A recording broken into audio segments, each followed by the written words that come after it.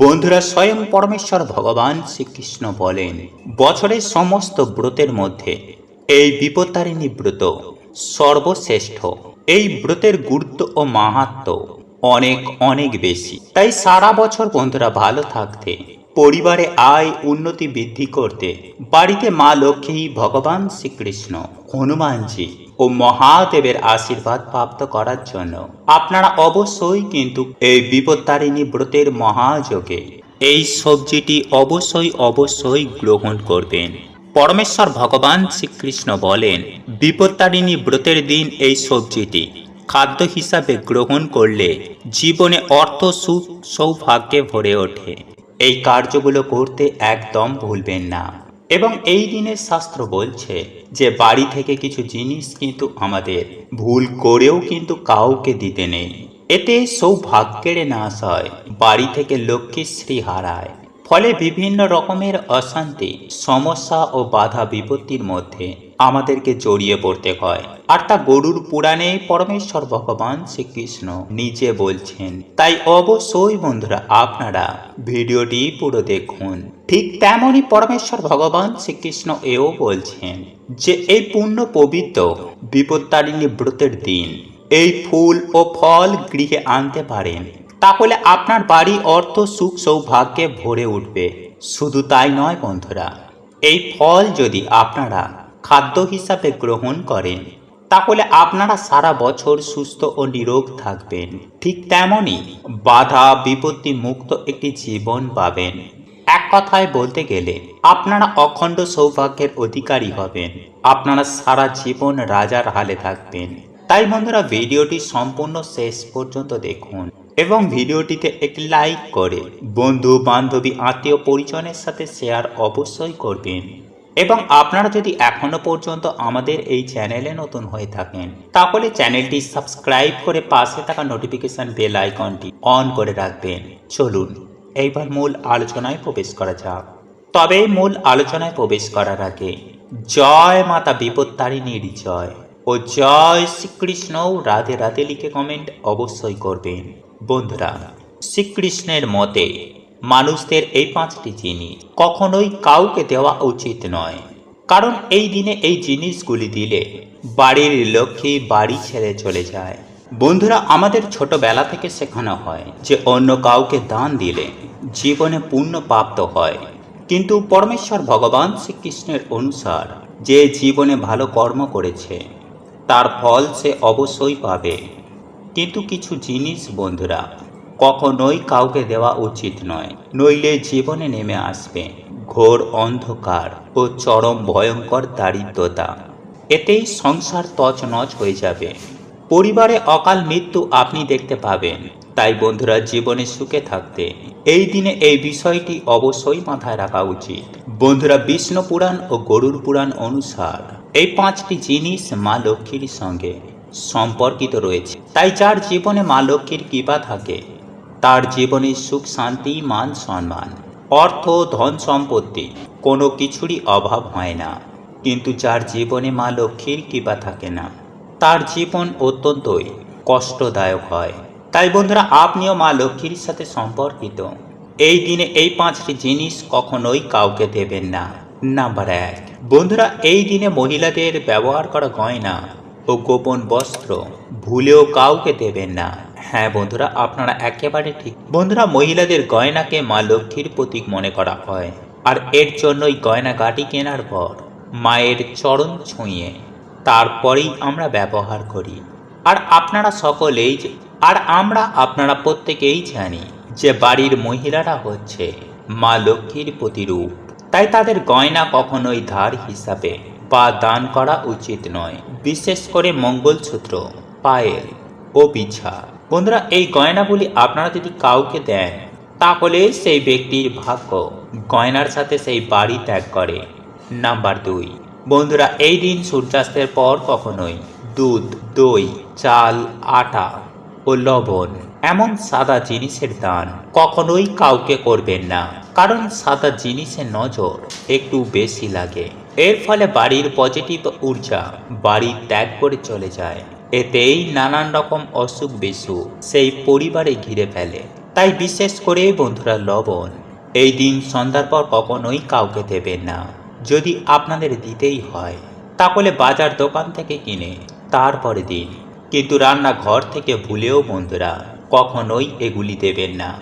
Number 3, বেলনি ও চাটু। হ্যাঁ বন্ধুরা, এই দিন রান্নাঘরে ব্যবহার করা বেলনি ও চাটু ভুলেও অন্য কাউকে দেবেন না। বন্ধুরা, আপনারা প্রত্যেকেই জানি যে মা লক্ষ্মীর কৃপায় আমরা অন্ন প্রাপ্ত করি, এর জন্যই খাবার আগে আমরা ঈশ্বরকে ধন্যবাদ দিই। কিন্তু আপনি যদি এগুলো অন্য কাউকে দিয়ে দেন তাহলে আপনার বাড়ি থেকেই মা লক্ষ্মী এই জিনিসটির সাথে বাড়ি ছেড়ে চলে যাবে। নাম্বার 4, ঝাঁটা বা ঝাড়ু। বন্ধুরা, ঝাঁটা বা ঝাড়ু আমাদের বাড়ির নেগেটিভ ঊর্জাকে বার করে দেয়, তাই ঝাড়ু বা ঝাঁটাকে মা লক্ষ্মীর প্রতীক মানা হয়। তাই এর জন্য বাড়িতে ব্যবহার করা ঝাড়ু বা ঝাঁটা অন্য কাউকে কখনোই দেবেন না। এতে আপনার বাড়িতে নেগেটিভ ঊর্জার প্রভাব অত্যন্ত হারে বৃদ্ধি পাবে। কারণ যখন আপনার বাড়ির ঝাড়ু বা ঝাঁটা অন্য কেউ বাড়িতে ব্যবহার করবে, এর প্রভাব কিন্তু সবার প্রথমে আপনি আপনার বাড়িতেই দেখতে পাবেন। বন্ধুরা, একই সঙ্গে মাথায় রাখবেন যে এই দিন সন্ধ্যার সময় আলমারি থেকে টাকা বার করে অন্য কাউকে দেবেন না। এতে আপনার বাড়িতে অলক্ষ্মীর হতে পারে। হ্যাঁ বন্ধুরা, আপনারা একেবারে ঠিকই শুনছেন। বন্ধুরা, প্রাচীন কাল থেকেই আমাদের বাড়িতে পুজোর সময় ধূপ ধুনো ও প্রদীপ ধরানো হয় এবং সাথে সাথে শঙ্খ বাজানো হয়। কারণ বন্ধুরা, এই সকল কার্যে যেমন দেবদেবীরা প্রসন্ন হন, ঠিক তেমনই নেগেটিভ এনার্জি ও জীবাণু এতে অনেক নাশ হয়ে যায়। তাই এই দিন প্রত্যেক বাড়িতে আমাদের সন্ধ্যার বেলায় সন্ধ্যা আরতি করার পর বাড়িতে ধুনো দেওয়া দরকার। কারণ বাস্তুশাস্ত্র বলছে যে আমাদের বাড়িতে জমে থাকা অশুভ শক্তি আমাদের পুরো সংসারকে তছনছ করে দিতে পারে।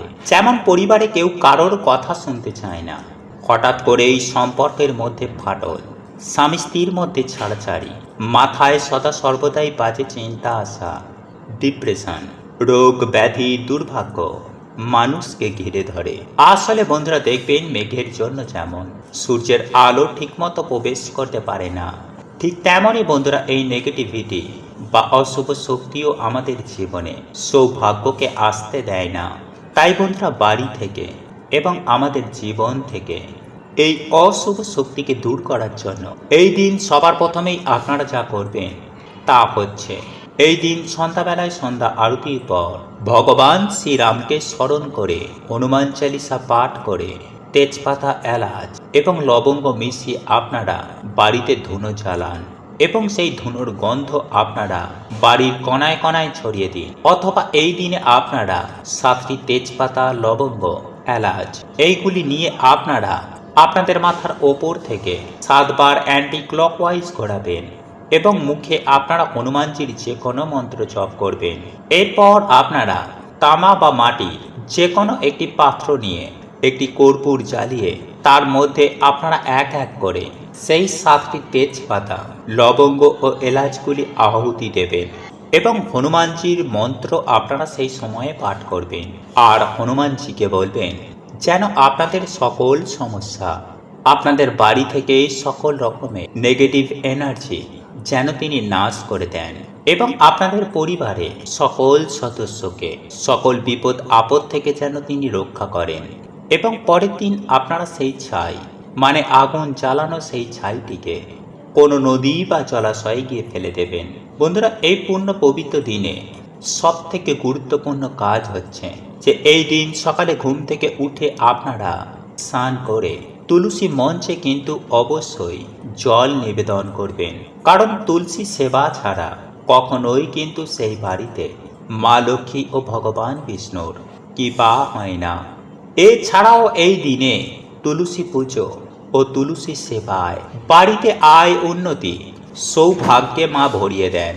নাম্বার 2, বন্ধুরা যাদের বাড়িতে কিছুতেই অর্থ সমস্যা কাটছে না বা যারা সারা বছর বিভিন্ন রকম ঝগড়া, ঝামেলা, সমস্যা বা রোগ ব্যাধির মধ্যে ঘিরে রয়েছে, তারা অবশ্যই বন্ধুরা এই দিনে বাড়িতে একটি প্রদীপ জ্বালিয়ে পরিষ্কার জামা কাপড় পরে মায়ের সামান্য হলেও আপনারা পুজো অর্চনা করুন এবং পারলে বন্ধুরা আপনারা এই দিনে মা লক্ষ্মীর ঘটের সামনে আপনারা আলপনা দিয়ে মায়ের পদচিহ্ন অঙ্কন করুন। তবে তার আগে অবশ্যই কিন্তু আপনারা ভালো করে ঠাকুর ঘর পরিষ্কার পরিচ্ছন্ন করে নেবেন, কারণ নোংরা জায়গাতে কিন্তু মা লক্ষ্মী কখনোই পা রাখেন না।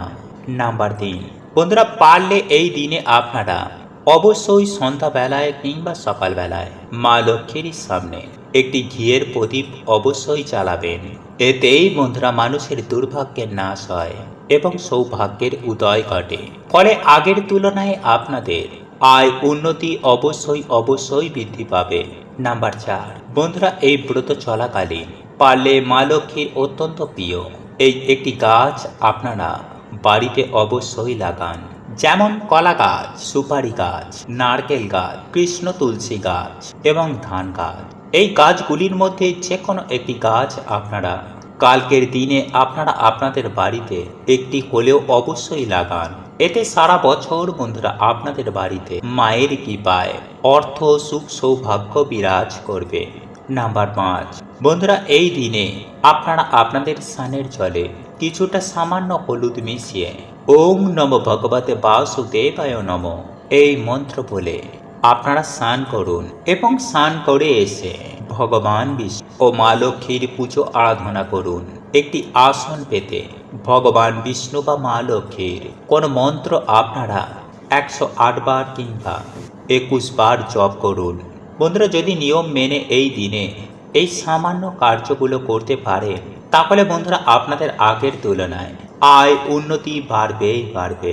এছাড়াও বন্ধুরা এই দিনে কাঁঠালি কলা, নারকেল, ধান, সিঁদুর, দূর্বা, লাল ফুল, পদ্ম ফুল, অম্রপল্লব, পান পাতা, তুলসী পাতা, তুলসী মঞ্জুরি, হরদুকি, লক্ষ্মী কড়ি, শঙ্খ, চালের নৈবেদ্য এই দিনে মায়ের চরণে নিবেদন করলে, মায়ের পুজো অর্চনা করলে সেই বাড়িতেই সারা বছর মায়ের কৃপা বিরাজ করে।